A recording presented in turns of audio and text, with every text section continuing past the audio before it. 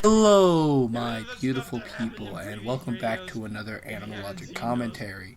This time being for a battle of life and death, but mostly death.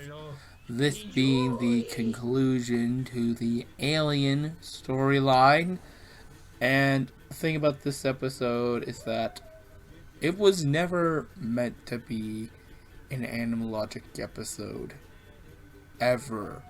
It only became an Animal Logic episode through reasons. The film, the not the film, the video was shot and written and completely made to be storyline segments for the Paranorman Toon Talk episode. As you can see, I'm wearing a Paranorman shirt in the video, and I even shot the segues into the reviews. Like, this was supposed to take place at the very beginning of the review, and the majority and the rest of this episode was supposed to take place towards the end, which is why it's relatively short in terms of Animal Logic episodes, but I still think it ended up becoming a pretty good episode nonetheless. I really enjoyed it. I think it was pretty fun. A fun conclusion to the Alien arc, and a bit of a encore for the Frankenstein monster, who really had a proper conclusion with House of Terror in 2020, but made a fun little comeback with Son of Frankenstein and this video. Will I bring back this version of the monster in a future Animal Logic Halloween episode? Who freaking knows? Honestly, I could do literally anything. I can do whatever I want with this show, and nobody will care because nobody watches it. So yeah, this was also supposed to be part of the opening, I do believe, but it ended up becoming Animal Logic simply because it took way too long for me to make the storyline segments that Halloween was over, and so I just decided, screw it, it's an Animal Logic now. And I don't think that's ever happened where storyline segments from a Toon Talk episode ended up just becoming an Animal Logic episode. Which, I haven't done storyline segments in Toon Talk episodes for a while. I think the last one were Halloween episodes from last year. I've been doing a lot more with Animal Logic in terms of the story arcs, like putting those segments into those episodes and making entire Animal Logic episodes about the storyline to connect to the storyline. And will I do more of those for the current storyline about the multiverse? You're just gonna have to wait and see. So I'm gonna talk about the little album that's behind me. That right over there is the cast recording album for a musical released in 2018 called Paradise Park, which was an original musical made by a theater company that I've worked very closely and I'm currently working very closely with, called Theater West Virginia. They are a theater company based in West Virginia, obviously. They've been around since 1960, I believe.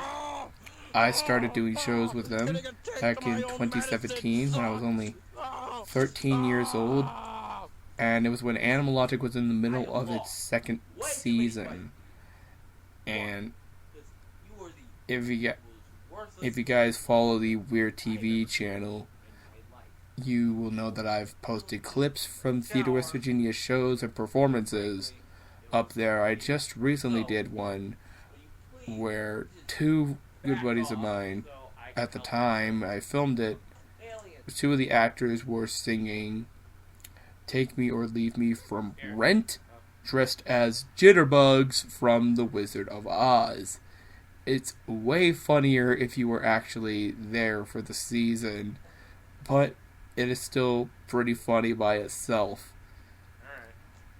And Paradise Park was a musical created by them in 2018 that is based off of an independent film released in the early 90s that just so happens to have been shot and takes place in West Virginia, which is about stuff. At the time of recording this commentary, we are in the middle of our 2023 season.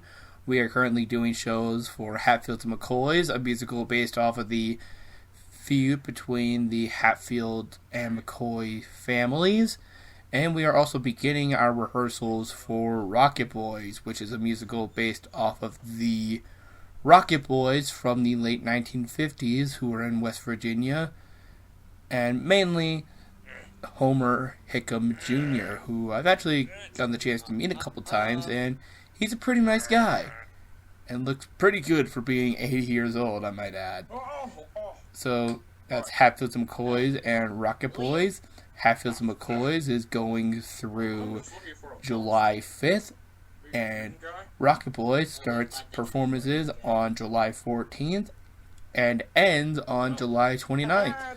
So if you are in West Virginia or anywhere, please come check out those shows. It'll be at the Grandview National Park Amphitheater in Grandview, West Virginia. So please come and check those out. I don't know if you could tell by the soap that I'm trying to hide in the background, but this was actually shot in a bathtub, and I just said that it was a spaceship because why not? But hey, I played with it a little bit, like that's a switch, and I just think it's funny to play with your limitations. Like, if you are a inspiring YouTuber or content creator and you don't necessarily have the techniques or the equipment needed, just play with your limitations. Like, use the stuff you don't have to your advantage. Like this is a freaking bathtub, and we're using the best that we can with this, and hey, it works with the joke. It's funny. It shows how pathetic this alien is, and it's perfect with the tone of the show. So that alien character first premiered in the Animalogic episode The Alien, which was supposed to be his only appearance, but while writing it, I was like, hey, I should make this the next storyline. And so that became the next storyline, even though the previous one ended on a cliffhanger where Ultron was alive. And we've had two other storylines since then, and we're currently in the middle of another one. Well, not in the middle, we just started another one, and Ultron is yet to make a return. Will Ultron return? He'll return eventually, I just don't know when. But yes, this episode and the previous one introduced the idea of the cloning machine, which basically means we could kill off as many characters as we want and it won't matter because we'll just bring them back to life in the next episode as a clone. In previous episodes, we've had a similar excuse in Friday the 13th and in Among Us Christmas. SpongeBob ended up making 2 deals with the devil in those episodes. Like 2 episodes in a row where a bunch of characters got killed off and SpongeBob ended up making a deal with the devil. The first one was off screen, but the second one was specifically shown. SpongeBob made a deal with the devil in order to bring back his friends. And now they don't have to make any more deals with the devil because they have a cloning machine, which is fitting because, if I recall correctly, the devil said that if SpongeBob makes one more deal, then he'll have his soul. Or something like that. I don't know, guys. It's been a while since I've seen these episodes. And this episode also ended with a teaser for the next storyline, which was the return of Gendar, the evil demon from another dimension who impersonated film buffs to appeal his master in order to take over the world. And you know, he came back. He came back for another storyline where he basically just dicked around and talked about trains, and it was a fun storyline. Yeah, season 5 was also when I started doing these little vlog pieces at the end of every episode. Just say, hey, thanks for watching. And I don't really have a lot to say about that.